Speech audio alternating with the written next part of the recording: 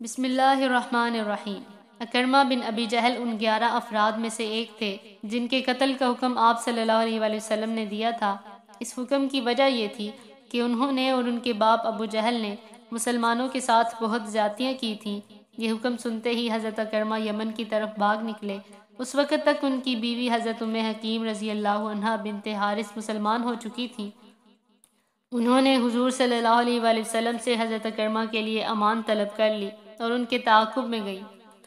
حضرت اکرمہ بحری جہاز میں سوار ہو چکے تھے تاکہ کسی دوسرے ملک چلے جائیں۔ یہ بحری جہاز سے انہیں واپس لے آئی اور ان سے کہا، میں تمہاری طرف اس شخصیت کے پاس سے آئی ہوں جو سب سے زیادہ رشتہ داریوں کا خیال رکھنے والے اور سب سے بہترین انسان ہیں۔ تم اپنی جان ہلاکت میں نہ ڈالو کیونکہ میں تمہارے لیے امان حاصل کر چکی ہوں۔ اس طرح حضرت اکرمہ رضی اللہ عنہ اپنی بیوی کے ساتھ حضور صلی اللہ علیہ وآلہ وسلم کی خدمت میں حاضر ہوئے اور اسلام لے آئے۔ حضرت اکرمہ رضی اللہ عنہ بہترین مسلمان ثابت ہوئے۔ وہ بہت زبردست جنگجو بھی تھے، خوب جہاد کیا، بڑے صحابہ میں آپ کا شمار ہوا۔ جنگ یرموک میں رومیوں کے خلاف لڑتے ہوئے شہید ہو گئے۔ اس طرح باقی لوگوں کو بھی امان مل گئی۔ ان میں حضرت ہندہ بنت حارث بھی تھیں۔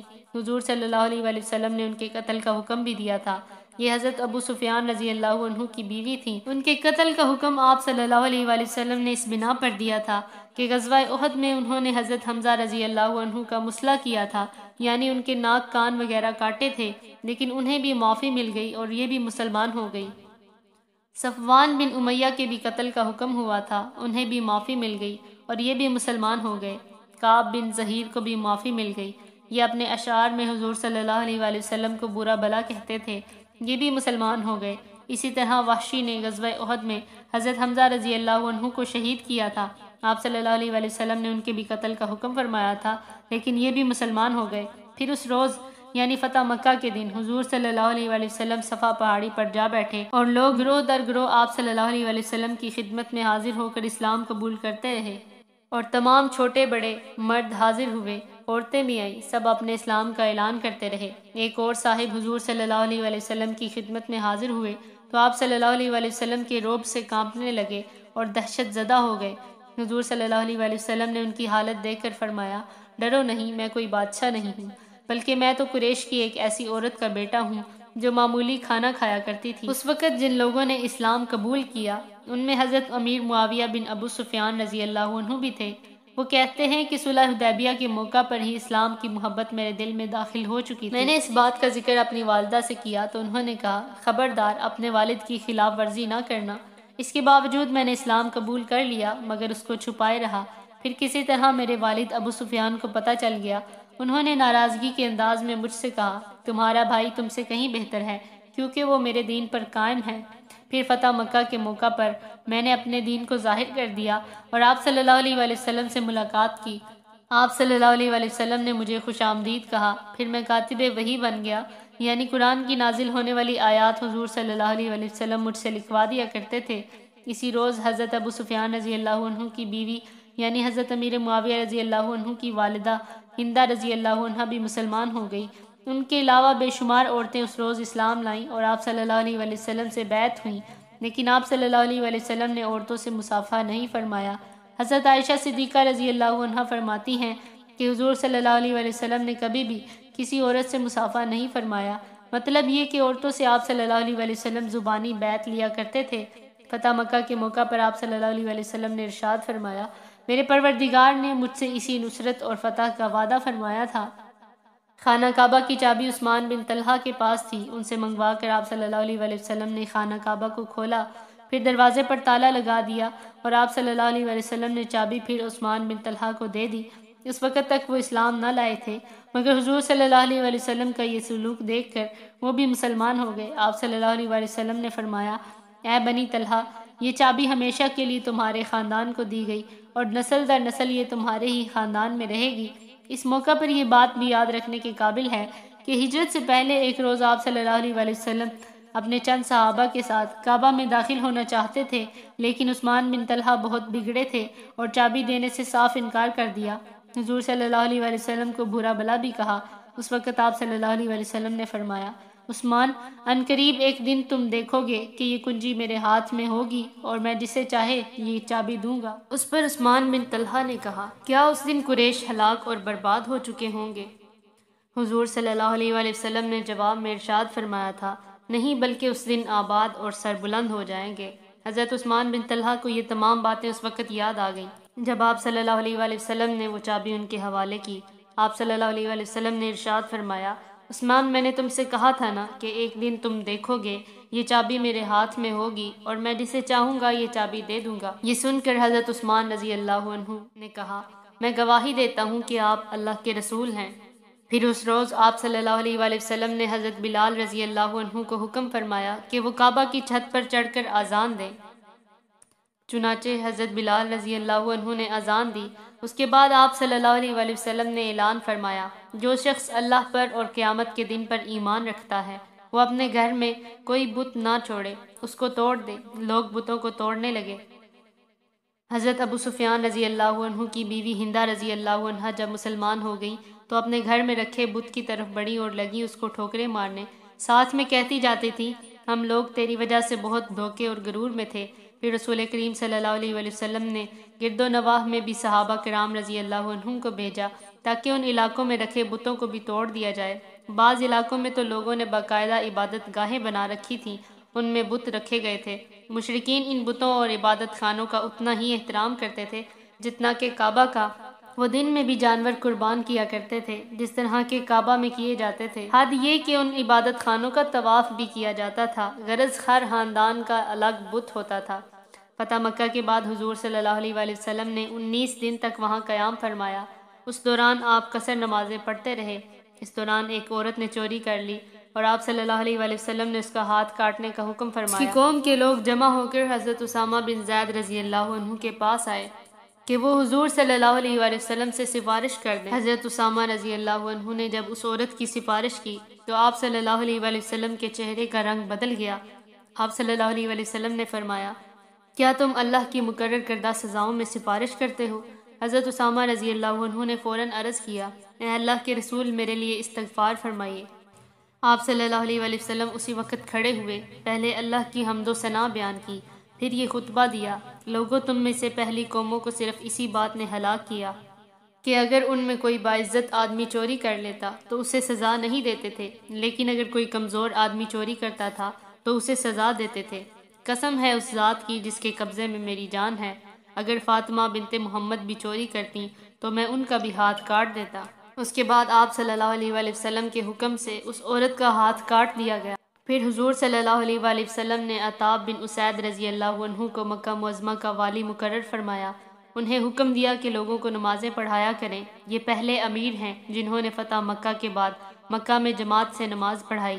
آپ صلی اللہ علیہ وآلہ وسلم نے حضرت معاذ بن جبل رضی اللہ عنہ کو عطاب بن اسید رضی اللہ عنہ کے پاس چھوڑا تاکہ وہ لوگوں کو حدیث اور فقہ کی تعلیم دیں۔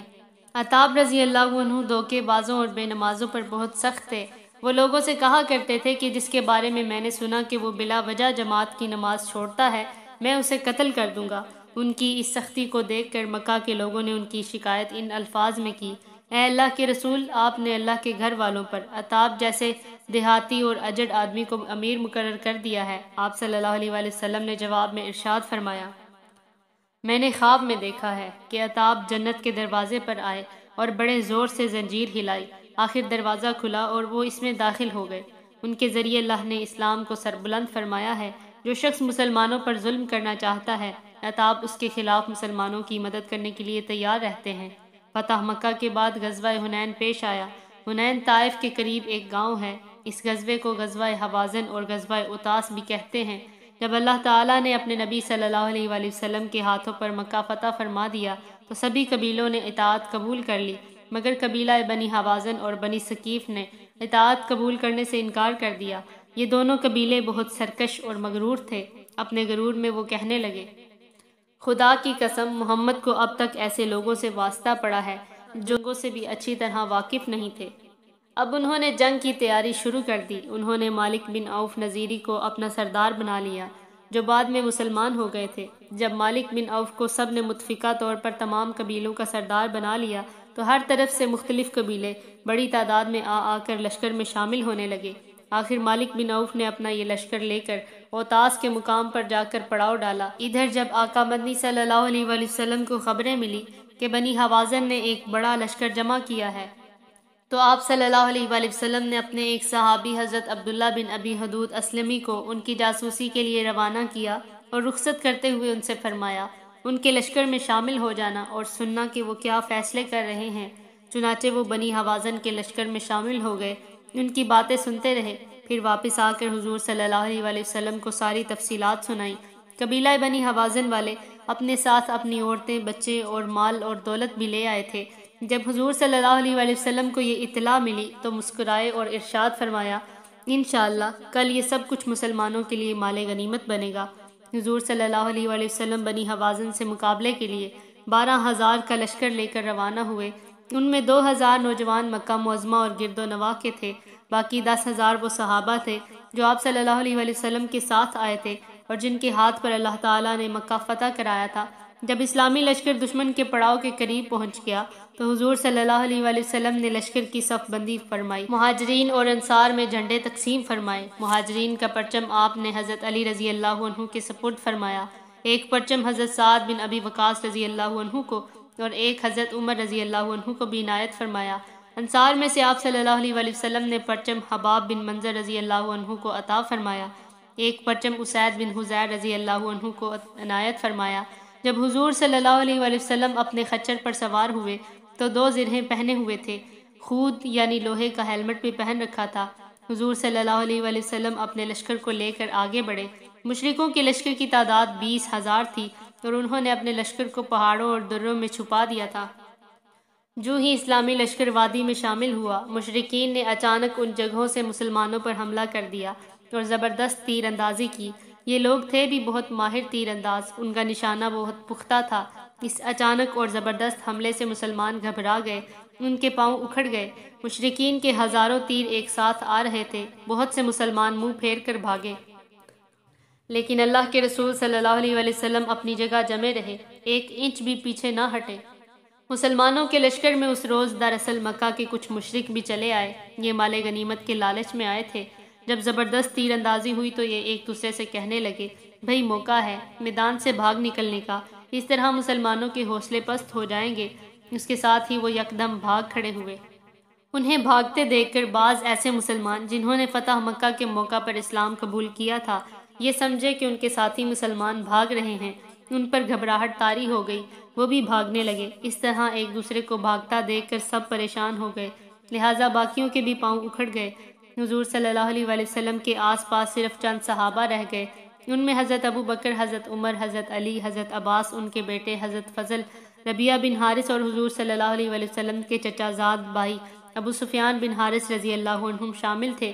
ان کے علاوہ 90 کے قریب اور صحابہ کرام تھے، گویا آپ کے آس پاس صرف 100 کے قریب صحابہ رہ گئے تھے۔ حضور صلی اللہ علیہ وآلہ وسلم اس وقت فرما رہے تھے، میں اللہ کا رسول ہوں، میں محمد بن عبداللہ ہوں، میں اللہ کا بندہ اور اس کا رسول ہوں۔ اس کے ساتھ آپ صلی اللہ علیہ وآلہ وسلم نے حضرت عباس رضی اللہ عنہ سے فرمایا، عباس لوگوں کو پکارو اور کہو، اے گروہ انصار، اے بیت رضوان والو، اے مہاجرین۔ حضرت عباس رضی اللہ عنہ بلند آواز میں پکارے، مسلمانوں کو بلایا۔ جو مسلمان حضور صلی اللہ علیہ وآلہ وسلم کے گرد جمع تھے، انہوں نے کافروں پر زبردست حملہ کر دیا۔ ادھر آپ صلی اللہ علیہ وآلہ وسلم نے کنکریوں کی ایک مٹھی اٹھائی اور کافروں کی طرف پھینک دی، ساتھ ہی فرمایا، یہ چہرے بگڑ جائیں۔ اس وقت تک حضرت عباس رضی اللہ عنہ اور چند دوسرے صحابہ کرام کی آوازیں سن کر مسلمان بھی واپس پلٹ چکے تھے اور انہوں نے جم کر لڑنا شروع کر دیا۔ اس طرح دوبارہ جنگ شروع ہو گئی۔ کنکریوں کی اس مٹھی کو اللہ تعالیٰ نے اپنی قدرت سے کافروں کی آنکھوں تک پہنچا دیا۔ یہ ان کی آنکھوں میں کیا گری کہ وہ پوری طرح بدحواس ہوئے، وہ بری طرح بھاگ نکلے۔ اس جنگ کے شروع ہونے سے پہلے لشکر کی تعداد دیکھ کر ایک صحابی نے یہ کہا تھا، اے اللہ کے رسول، آج ہماری تعداد اس قدر ہے کہ دشمن سے شکست نہیں کھا سکتے۔ حضور صلی اللہ علیہ وآلہ وسلم کو یہ بات بہت ناگوار گزری تھی، یہ الفاظ بہت گراں محسوس ہوئے تھے، کیونکہ ان میں فخر اور غرور کی بو تھی۔ اللہ تعالیٰ کے نزدیک بھی یہ جملہ ناپسند تھا۔ شاید اسی لیے مسلمانوں کو شروع میں شکست ہوئی، لیکن پھر اللہ تعالیٰ نے اپنا کرم فرمایا اور مسلمانوں کے قدم جم گئے۔ پھر جب مشرکوں کو شکست ہوئی تو وہ بری طرح بھاگے، تو حضور صلی اللہ علیہ وآلہ وسلم نے حکم فرمایا جو مشرک ہاتھ لگے اسے قتل کر دیا جائے۔ ساتھ ہی حضور صلی اللہ علیہ وآلہ وسلم نے اعلان فرمایا، جس شخص نے کسی مشرک کو قتل کیا ہے اس کے ہتھیار وغیرہ اسی کے ہوں گے۔ حنین کے میدان سے شکست کھا کر بنی حوازن کے کچھ لوگ اوتاس کے مقام پر پہنچ گئے، انہوں نے وہاں ڈیرے ڈال دیے۔ حضور صلی اللہ علیہ وآلہ وسلم نے حضرت ابو عامر اشعری رضی اللہ عنہ کو ایک دستہ دے کر ان کی طرف روانہ فرمایا اور خود اپنے خیمے میں تشریف لے آئے۔ حضرت عائذ بن عمر رضی اللہ عنہ سے روایت ہے کہ غزوہ حنین میں میری پیشانی پر ایک تیر آ کر لگا، خون بہہ کر میرے سینے پر گرنے لگا۔ نبی کریم صلی اللہ علیہ وآلہ وسلم نے اپنا دست مبارک میری پیشانی سے پیٹ تک پھیرا، خون اسی وقت بند ہو گیا اور میرے لیے دعا فرمائی۔ آپ صلی اللہ علیہ وآلہ وسلم کے ہاتھ کا نشان میری پیشانی پر باقی رہ گیا۔ حضرت خالد بن ولید رضی اللہ عنہ بھی اس جنگ میں زخمی ہوئے تھے۔ حضور صلی اللہ علیہ وآلہ وسلم نے اپنا لعاب دہن ان کے زخم پر لگایا۔ وہ فرماتے ہیں کہ تکلیف اسی وقت جاتی رہی۔ حنین میں مشرکوں کی شکست کے بعد بہت سے لوگ مسلمان ہو گئے۔ وہ جان گئے تھے کہ رسول اللہ صلی اللہ علیہ وآلہ وسلم کو اللہ تعالیٰ کی مدد حاصل ہے۔ پھر آپ صلی اللہ علیہ وآلہ وسلم نے حکم فرمایا تمام قیدی اور مال غنیمت ایک جگہ جمع کر دیا جائے۔ جب یہ مال اور قیدی جمع ہو گئے تو آپ صلی اللہ علیہ وآلہ وسلم نے یہ سب کچھ جعرانہ کے مقام پر بھجوا دیا۔ غزوہ طائف سے واپسی تک یہ سارا سامان وہی رہا، یعنی اس کے بعد مسلمانوں میں تقسیم ہوا۔ پھر حضور صلی اللہ علیہ وآلہ وسلم کو معلوم ہوا کہ بنی حوازن اور اس کا سالار مالک بن عوف شکست کھانے کے بعد طائف پہنچ گئے ہیں۔ طائف اس وقت بھی ایک بڑا شہر تھا۔ ان لوگوں نے وہاں ایک قلعہ میں پناہ لے رکھی تھی۔ یہ اطلاع ملنے پر حضور صلی اللہ علیہ وآلہ وسلم طائف کی طرف روانہ ہوئے۔ آپ نے ہر اول دستہ پہلے روانہ فرمایا۔ اس دستے کا سالار حضرت خالد بن ولید رضی اللہ عنہ کو مقرر فرمایا۔ آخر یہ لشکر طائف پہنچ گیا اور اس قلعہ کے پاس جا ٹھہرا جس میں مالک بن عوف اور اس کا بچا کھچا لشکر پناہ لے چکا تھا۔ مشرکوں نے جو ہی اسلامی لشکر کو دیکھا انہوں نے قلعہ پر سے زبردست تیر اندازی کی۔ ان تیروں سے بہت سے مسلمان زخمی ہو گئے۔ ایک تیر حضرت ابو سفیان بن حرب رضی اللہ عنہ کی آنکھ میں لگا، ان کی آنکھ باہر نکل آئے۔ یہ اپنی آنکھ ہتھیلی پر رکھ کے آپ صلی اللہ علیہ وآلہ وسلم کی خدمت میں حاضر ہوئے اور عرض کیا، اللہ کے رسول میری یہ آنکھ اللہ کے راستے میں جاتی رہی۔ حضور صلی اللہ علیہ وآلہ وسلم نے ارشاد فرمایا، اگر تم چاہو تو میں دعا کروں گا اور تمہاری یہ آنکھ واپس اپنی جگہ پر ٹھیک ہو جائے گی، اگر آنکھ نہ چاہو تو پھر بدلے میں جنت ملے گی۔ اس پر انہوں نے فرمایا، مجھے تو جنت ہی عزیز ہے۔ یہ کہا اور آنکھ پھینک دی۔ غزوہ طائف میں جو لوگ تیروں سے زخمی ہوئے تھے ان میں سے 12 آدمی شہادت پا گئے۔ آخر حضور صلی اللہ علیہ وآلہ وسلم قلعہ کے پاس سے ہٹ کر اس جگہ آ گئے جہاں اب مسجد طائف ہے۔ قلعہ کا محاصرہ جاری تھا کہ حضرت خالد بن ولید رضی اللہ عنہ لشکر سے نکل کر آگے بڑھے اور پکارے، کوئی ہے جو میرے مقابلے پر آئے؟ ان کی للکار کے جواب میں کوئی مقابلے کے لیے نہ آیا۔ قلعے کے اوپر سے کسی نے کہا، ہم میں سے ایک کوئی شخص بھی قلعہ سے اتر کر تمہارے پاس نہیں آئے گا، ہم قلعہ بند رہیں گے۔ ہمارے پاس کھانے پینے کا اتنا سامان ہے کہ ہمیں برسوں کافی ہو سکتا ہے، جب تک ہمارا غلہ ختم نہیں ہو جاتا ہم باہر نہیں آئیں گے۔ تم اس وقت تک ٹھہر سکتے ہو تو ٹھہرے رہو۔ محاصرے کو جب کچھ دن گزر گئے تو حضرت عمر رضی اللہ عنہ نے حضور صلی اللہ علیہ وآلہ وسلم سے پوچھا، آپ طائف والوں پر فیصلہ کن حملہ کیوں نہیں فرما رہے؟ اس کے جواب میں آپ صلی اللہ علیہ وآلہ وسلم نے فرمایا، ابھی مجھے طائف والوں کے خلاف کارروائی کرنے کا حکم نہیں ملا۔ میرا خیال ہے کہ ہم اس وقت اس شہر کو فتح نہیں کریں گے۔ آخر جب اللہ تعالیٰ کی طرف سے حکم نہ ملا تو حضور صلی اللہ علیہ وآلہ وسلم نے واپسی کا حکم فرما دیا۔ لوگوں کو فتح کے بغیر واپس جانا اچھا نہ لگا۔ حضور صلی اللہ علیہ وآلہ وسلم نے ان کی ناگواری بھانپ لی، چنانچہ فرمایا، اچھا تو پھر حملے کی تیاری کرو۔ لوگوں نے فوراً حملے کی تیاری کی اور قلعے پر دھاوا بول دیا۔ ادھر سے تیر اندازی شروع ہو گئی، اس طرح بہت سے مسلمان زخمی ہو گئے۔ اس کے بعد آپ نے پھر اعلان فرمایا، اب ہم انشاءاللہ روانہ ہو رہے ہیں۔ اس مرتبہ یہ اعلان سن کر لوگ خوش ہو گئے اور فرما برداری کے ساتھ کوچ کی تیاری کرنے لگے۔ یہ دیکھ کر آپ صلی اللہ علیہ وآلہ وسلم ہنس پڑے۔ آپ کو ہنسی اس بات پر آئی کہ پہلے تو لڑنے پر تیار تھے اور واپس جانا برا محسوس کر رہے تھے، اب کس قدر جلد اور خوشی سے واپس جانے کے لیے تیار ہو گئے۔ دراصل اب صحابہ کرام نے جان لیا تھا کہ اللہ کے رسول کی رائے ہی بالکل درست تھی۔ واپس روانگی کے وقت حضور صلی اللہ علیہ وآلہ وسلم نے ارشاد فرمایا، اللہ تعالیٰ کے سوا کوئی معبود نہیں، اس کا وعدہ سچا ہے، اس نے اپنے بندے کی مدد فرمائی، اس اکیلے نے احزاب کو شکست دی۔ احزاب کا مطلب ہے وہ فوج جس میں بہت سے گروہ جمع ہوں۔ کچھ آگے بڑھنے پر آپ صلی اللہ علیہ وآلہ وسلم نے فرمایا، ہم لوٹنے والے ہیں، توبہ کرنے والے ہیں اور عبادت کرنے والے ہیں، اپنے پروردگار کی اور اسی کی طرف تعریفیں بیان کرتے ہیں۔ طائف وہ شخص تھا جہاں کے لوگوں نے ہجرت سے پہلے بھی حضور صلی اللہ علیہ وآلہ وسلم کو بہت ستایا تھا۔ لہو لہان کر دیا تھا، مگر اس کے باوجود پہلے بھی حضور صلی اللہ علیہ وآلہ وسلم نے ان کے لیے بددعا نہیں فرمائی، اور اب بھی حضور صلی اللہ علیہ وآلہ وسلم نے طائف کے لوگوں کے لیے یہ دعا فرمائی، اے اللہ بنی ثقیف کو ہدایت عطا فرما اور انہیں مسلمان ہونے کی حیثیت سے ہمارے پاس بھیج دے۔ اس لڑائی میں حضرت ابو بکر صدیق رضی اللہ عنہ کے بیٹے حضرت عبداللہ رضی اللہ عنہ زخمی ہوئے تھے۔ اس زخم کے اثر سے وہ چند سال بعد حضرت ابو بکر صدیق رضی اللہ عنہ کی خلافت میں انتقال کر گئے۔ پھر آپ صلی اللہ علیہ وآلہ وسلم نے حنین کے مال غنیمت کا حساب لگوایا اور اس کو مسلمانوں کے میں تقسیم فرمایا۔ حنین میں جو قیدی ہاتھ لگے ان میں حضور صلی اللہ علیہ وآلہ وسلم کی رضائی بہن شیمہ بنت حلیمہ سعدیہ بھی تھیں، یعنی آپ کی دائیہ حضرت حلیمہ سعدیہ کی بیٹی تھیں اور بچپن میں آپ کی دودھ شریک بہن تھیں۔ جب یہ گرفتار ہوئی تو صحابہ سے کہنے لگیں کہ میں تمہارے نبی کی بہن ہوں، لیکن انہوں نے شیمہ کی بات پر یقین نہیں کیا تھا۔ آخر انصار کی ایک جماعت انہیں حضور صلی اللہ علیہ وآلہ وسلم کی خدمت میں لے آئی۔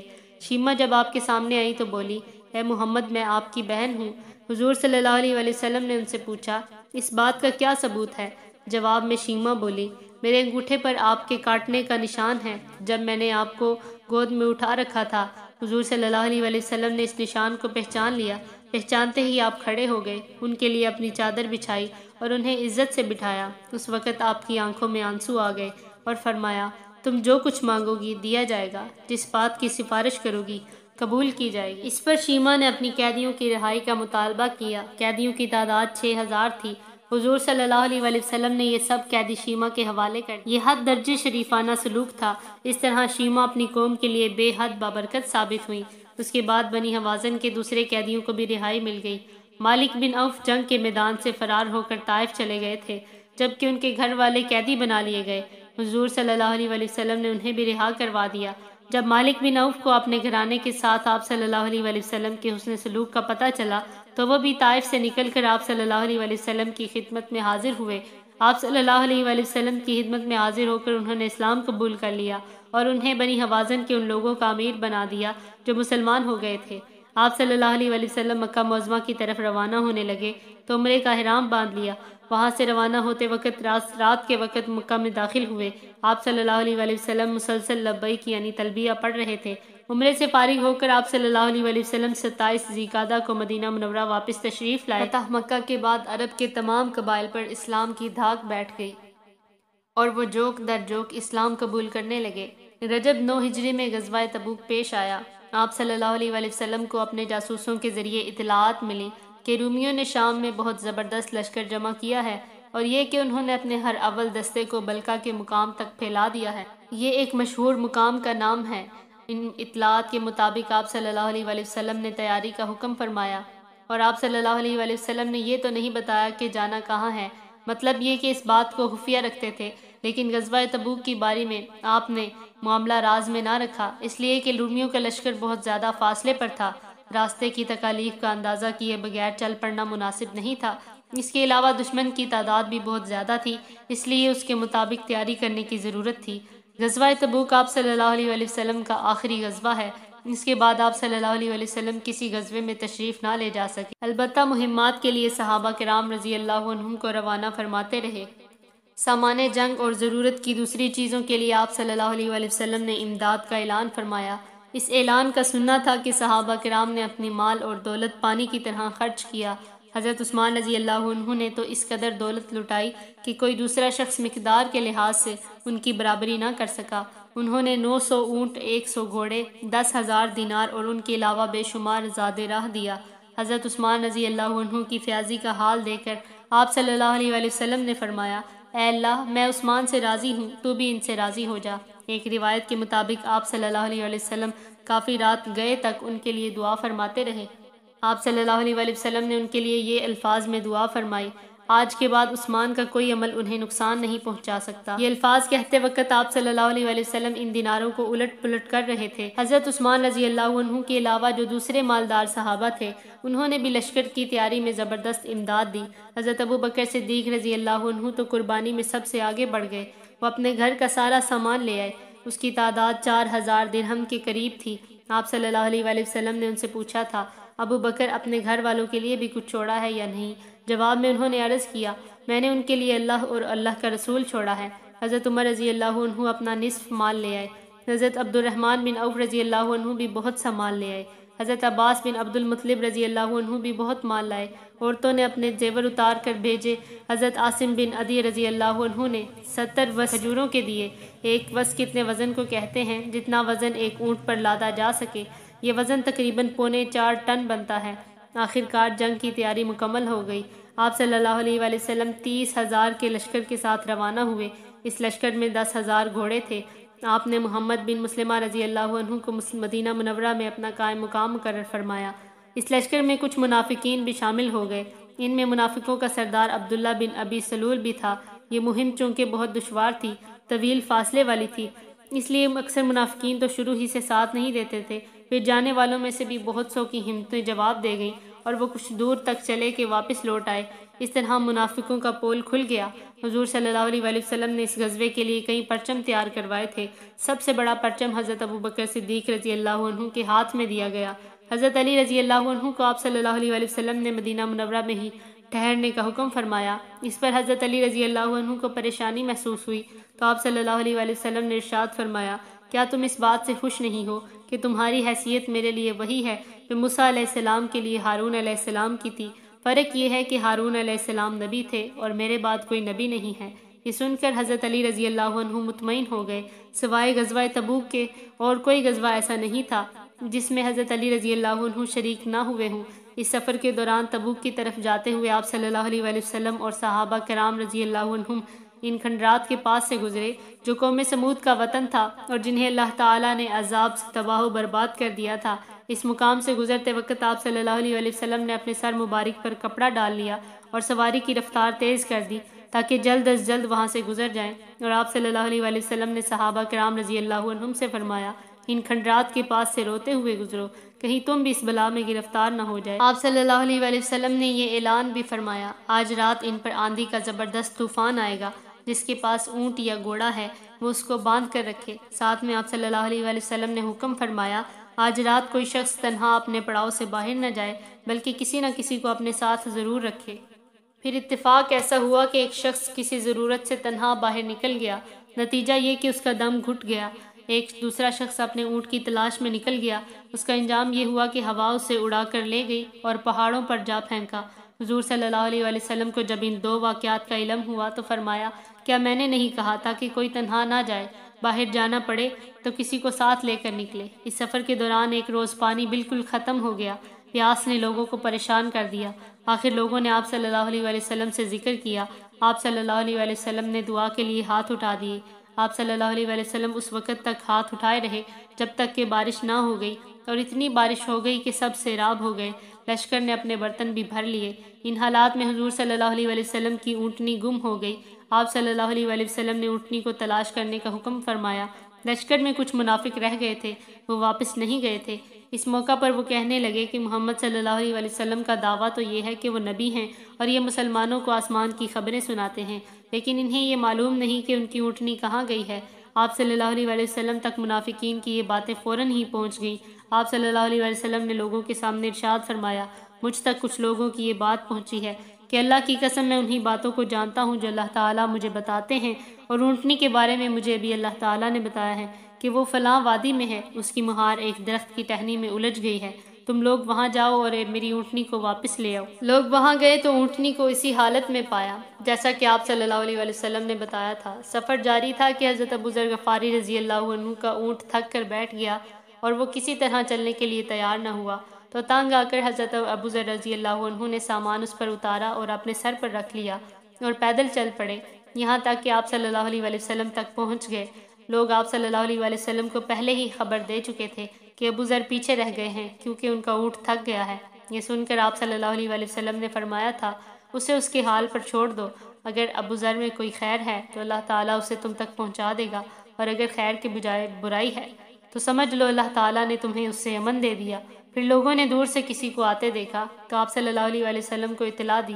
آپ صلی اللہ علیہ وآلہ وسلم نے فرمایا، ابو ذر ہوں گے، اللہ تعالیٰ ان پر رحمت فرمائے، اکیلے ہی پیدل چلے آ رہے ہیں، اکیلے ہی مریں گے، یعنی ان کی موت ویرانے میں ہوگی اور اکیلے ہی دوبارہ زندہ ہو کر قیامت میں اٹھیں گے۔ حضرت ابو ذر غفاری رضی اللہ عنہ کے بارے میں حضور صلی اللہ علیہ وآلہ وسلم کی یہ پیش گوئی لفظ بہ لفظ پوری ہوئی۔ حضرت عثمان رضی اللہ عنہ کے زمانے میں وہ ربضہ کے ویران مقام پر چلے گئے، وہیں ان کی موت واقع ہوئی۔ آخر اسلامی لشکر نے تبوک کے مقام پر پہنچ کر پڑاؤ ڈالا۔ وہاں پہنچ کر معلوم ہوا کہ تبوک کے چشمے میں پانی بہت کم ہے، لشکر کی ضرورت اس سے پوری نہیں ہو سکتی۔ آپ صلی اللہ علیہ وآلہ وسلم نے اس میں سے اپنے دست مبارک میں پانی لیا اور اس کو منہ میں لے کر واپس چشمے کے دہانے پر کلی کر دی۔ چشمہ اسی وقت ابلنے لگا اور پورا بھر گیا۔ اس طرح سب نے پانی سے سیرابی حاصل کی۔ یہ علاقہ اس وقت بالکل بنجر تھا۔ اس موقع پر نبی کریم صلی اللہ علیہ وآلہ وسلم نے حضرت معاذ رضی اللہ عنہ سے ارشاد فرمایا، اے معاذ، اگر تمہاری عمر نے وفا کی تو تم دیکھو گے یہ علاقہ باغ و بہار بن جائے گا، یعنی گرد و پیش کی یہ سرزمین باغات والی نظر آئے گی۔ مورخ علامہ ابن عبدالبر اندلسی لکھتے ہیں کہ میں نے وہ علاقہ دیکھا تھا، تمام کا تمام باغات سے بھرا ہوا تھا۔ تبوک کے مقام تک پہنچنے سے ایک رات پہلے آپ صلی اللہ علیہ وآلہ وسلم ایک رات سوئے تو صبح آپ صلی اللہ علیہ وآلہ وسلم کی آنکھ دیر سے کھلی۔ بیدار ہوئے تو سورج سوا نیزے کے قریب بلند ہو چکا تھا۔ اس سے پہلے رات کو آپ صلی اللہ علیہ وآلہ وسلم نے بلال رضی اللہ عنہ کو جاگ کر نگرانی کرنے اور فجر کے وقت اٹھانے کا حکم دیا تھا۔ حضرت بلال رضی اللہ عنہ ٹیک لگا کر بیٹھ گئے تھے، اتفاق سے ان کی بھی آنکھ لگ گئی تھی، وہ بھی سوتے رہ گئے۔ اس طرح نماز کا وقت نکل گیا۔ حضور صلی اللہ علیہ وآلہ وسلم نے حضرت بلال رضی اللہ عنہ سے فرمایا، کیا میں نے تم سے نہیں کہا تھا کہ ہمیں فجر کے وقت جگا دینا؟ جواب میں حضرت بلال رضی اللہ عنہ نے عرض کیا، اے اللہ کے رسول، جس چیز نے آپ کو غافل کر دیا اسی نے مجھے غافل کر دیا، یعنی مجھے بھی نیند آ گئی۔ آپ صلی اللہ علیہ وآلہ وسلم نے وہاں سے پڑاؤ اٹھانے کا حکم فرمایا اور اس کے بعد فجر کی نماز ادا کی گئی، یعنی یہ قضا نماز تھی۔ تبوک کے سفر کے دوران ایک جگہ پھر پانی ختم ہوا تو آپ صلی اللہ علیہ وآلہ وسلم کو یہ بات بتائی گئی تو آپ صلی اللہ علیہ وآلہ وسلم نے حضرت زبیر رضی اللہ کو حکم دیا، کہیں سے پانی تلاش کر کے لے آؤ۔ یہ حضرات وہاں سے چل کر راستے پر آ بیٹھے۔ جلد ہی انہوں نے دور سے ایک بوڑھی عورت کو آتے دیکھا۔ وہ اونٹ پر سوار تھی، اس نے پاؤں دونوں طرف لٹکا رکھے تھے اور مشکیزوں میں پانی بھرا تھا۔ انہوں نے اس سے پانی مانگا، اس پر وہ بولی، میں اور میرے گھر والے تم سے زیادہ پانی کے ضرورت مند ہیں، میرے بچے یتیم ہیں۔ اس پر انہوں نے کہا، تم پانی سمیت ہمارے رسول اللہ صلی اللہ علیہ وآلہ وسلم کے پاس چلو۔ یہ سن کر وہ بولی، کون رسول اللہ؟ وہ جادوگر جن کو بے دین کہا جاتا ہے؟ پھر تو یہی بہتر ہے کہ میں ان کے پاس نہ جاؤں۔ ان کا جواب سن کر یہ دونوں آپ صلی اللہ علیہ وآلہ وسلم کے پاس اس کو لے آئے۔ حضور صلی اللہ علیہ وآلہ وسلم نے جب انہیں اس بڑھیا کو اس طرح لاتے دیکھا تو ان سے فرمایا، اسے چھوڑ دو۔ پھر اس سے ارشاد فرمایا، کیا تم ہمیں اپنے پانی کو استعمال کرنے کی اجازت دو گی؟ تمہارا پانی جوں کا توں جتنا تم لے کر آئی ہو اتنا ہی محفوظ رہے گا۔ بڑھیا بولی، ٹھیک ہے۔ اب حضور صلی اللہ علیہ وآلہ وسلم نے حضرت ابو قتادہ رضی اللہ عنہ سے فرمایا، ایک برتن لے آؤ۔ وہ برتن لے آئے۔ آپ صلی اللہ علیہ وآلہ وسلم نے اس عورت کا مشکیزہ کھولا اور اس برتن میں تھوڑا سا پانی لیا۔ پھر آپ صلی اللہ علیہ وآلہ وسلم نے اپنا دست مبارک اس میں ڈالا اور لوگوں سے فرمایا، میرے قریب آ جاؤ اور پانی لینا شروع کر دو۔ صحابہ کرام رضی اللہ عنہم نے دیکھا پانی اس برتن میں چشمے کی طرح ابل رہا تھا، یوں لگتا تھا جیسے آپ صلی اللہ علیہ وآلہ وسلم کی انگلیوں سے نکل رہا ہو۔ پھر سب برتن سے پانی لینے لگے، پینے لگے اور اپنے جانوروں کو بھی پلانے لگے۔ پھر انہوں نے اپنے خالی برتن بھر لیے، یہاں تک کہ تمام جانور سیر ہو گئے۔ تمام برتن بھر لیے گئے اور پانی اس برتن میں جوش مار رہا تھا۔ آپ صلی اللہ علیہ وآلہ وسلم نے وہ پانی واپس اس عورت کے مشکیزے میں ڈال دیا اور اس کا منہ بند کرنے کے بعد فرمایا، تم لوگوں کے پاس جو کچھ ہو لے آؤ۔ آپ صلی اللہ علیہ وآلہ وسلم نے ایک کپڑا بچھا دیا۔ صحابہ کرام اس کے لیے گوشت اور کھجور وغیرہ لے آئے۔ آپ صلی اللہ علیہ وآلہ وسلم نے وہ سب چیزیں اسے دے دیں۔ ہم نے تمہارے پانی میں سے کچھ نہیں لیا، یہ چیزیں لے جاؤ، اپنے یتیم بچوں کو کھلا دینا۔ عورت حیرت زدہ تھی، اس نے یہ سارا منظر اپنی آنکھوں سے دیکھا تھا، ایسا منظر اس نے زندگی میں کبھی نہیں دیکھا تھا۔ جب یہ اپنے گھر پہنچی تو گھر والوں نے کہا کہ تم نے بہت دیر لگا دی۔ اس پر اس نے سارا واقعہ سنایا۔ اس بستی کے لوگوں کو بھی اس واقعہ کا علم ہوا۔ آخر یہ بڑھیا بستی کے لوگوں کے ساتھ آپ صلی اللہ علیہ وسلم کی خدمت میں حاضر ہوئی اور اس کے تمام قبیلے والوں نے حضور صلی اللہ علیہ وسلم کے ہاتھ پر کلمہ پڑھا۔ غزوہ تبوک میں ایک موقع پر کھانے کا سامان ختم ہو گیا۔ حالت یہاں تک پہنچی کہ ایک کھجور مل جاتی تو ایک پوری جماعت اس کو لے کر بیٹھ جاتی، پھر سب لوگ باری باری اسے چوستے اور دوسروں کی طرف بڑھا دیتے۔ آخر لوگوں نے عرض کیا، اگر آپ اجازت دیں تو ہم اپنے اونٹ ذبح کر کے کھا لیں۔ اس پر حضرت فاروق رضی اللہ عنہ نے عرض کیا، اے اللہ کے رسول، اگر آپ نے اجازت دے دی تو سواری کے جانور ختم ہو جائیں گے۔ آپ ان سے فرمائیے کہ جس کے پاس بھی کوئی چیز بچی ہو وہ لے آئے، پھر آپ اس خوراک میں برکت کی دعا کریں۔ چنانچہ ایسا ہی کیا گیا۔ ایک کپڑا بچھایا گیا، جس کے پاس کوئی چیز تھی وہ لے آیا۔ جب سب چیزیں جمع ہو گئیں تو آپ صلی اللہ علیہ وسلم نے ان میں برکت کی دعا کی اور فرمایا، اب تم لوگ اپنے اپنے برتن اس خوراک سے بھر لو۔ سب اپنے برتن بھرنے لگے، سب نے خوب سیر ہو کر کھایا۔ اور برتن بھی بھرے۔ پورے لشکر میں کوئی ایسا برتن نہ رہا جو بھر نہ لیا گیا ہو۔ تبوک کے مقام پر آپ صلی اللہ علیہ وآلہ وسلم 10-15 دن ٹھہرے۔ رومی چونکہ اسلامی لشکر سے خوف زدہ ہو گئے، اس لیے مقابلے پر نہ آئے۔ اس طرح تبوک کے مقام پر جنگ نہ ہو سکی۔ اس دوران آپ صلی اللہ علیہ وآلہ وسلم قصر نمازیں پڑھتے رہے، یعنی مسافر کی نمازیں، جس میں ظہر، عصر اور عشاء کی فرض نمازوں میں 4 رکعت کی بجائے 2 رکعت ادا کی جاتی ہیں۔ آخر تبوک سے واپسی کا سفر شروع ہوا۔ راستے میں چند منافقوں نے حضور صلی اللہ علیہ وآلہ وسلم کو کھائی میں دھکا دے کر قتل کرنے کی سازش تیار کی، لیکن ان کی سازش اللہ تعالیٰ نے آپ صلی اللہ علیہ وآلہ وسلم کو وحی کے ذریعے خبر دے دی۔ اس طرح ان کی سازش ناکام گئی۔ مدینہ منورہ کا سفر ابھی 1 دن کا باقی تھا اور اسلامی لشکر ذیوان کے مقام پر پڑاؤ ڈالے ہوئے تھا کہ اللہ تعالیٰ کی طرف سے حکم نازل ہوا کہ مسجد زرار کو گرا دیں۔ یہ مسجد منافقوں نے بنائی تھی۔ وہ اس مسجدوں کو اپنی سازشوں کا مرکز بنانا چاہتے تھے۔ جس وقت آپ صلی اللہ علیہ وآلہ وسلم تبوک کے لیے روانہ ہوئے اور اس مسجد کے پاس سے گزرے، تب ان منافقوں نے آپ صلی اللہ علیہ وآلہ وسلم سے اس مسجد میں 2 رکعت ادا کرنے کی درخواست کی تھی۔ اس وقت آپ صلی اللہ علیہ وآلہ وسلم نے ارشاد فرمایا تھا کہ واپسی پر پڑھوں گا، لیکن واپسی پر اللہ تعالیٰ نے ان کی سازش سے باخبر کر دیا۔ چنانچہ آپ صلی اللہ علیہ وآلہ وسلم نے صحابہ کو حکم دیا، اس مسجد میں جاؤ اور جن لوگوں نے وہ مسجد بنائی ہے ان کی آنکھوں کے سامنے اس کو آگ لگا کر گرا دو۔ اس مسجد کو بنانے والے بڑے ظالم لوگ ہیں۔ چنانچہ صحابہ نے حکم کی تعمیل کی۔ مغرب اور عشاء کے درمیانی وقت میں ایسا کیا گیا۔ مسجد کو بالکل زمین کے برابر کر دیا گیا۔ جب حضور صلی اللہ علیہ وآلہ وسلم لشکر کے ساتھ مدینہ منورہ میں داخل ہوئے تو فرمایا، یہ شہر پاکیزہ اور پرسکون ہے، میرے پروردگار نے اس کو آباد کیا ہے۔ یہ شہر اپنے باشندوں کی میل کچیل کو اسی طرح نکال دیتا ہے جس طرح لوہار کی بھٹی لوہے کے میل کچیل کو دور کر کے صاف کر دیتی ہے۔ پھر احد کے پہاڑ کے لیے فرمایا، یہ احد کا پہاڑ ہے، یہ ہم سے محبت کرتا ہے اور ہم اس سے محبت کرتے ہیں۔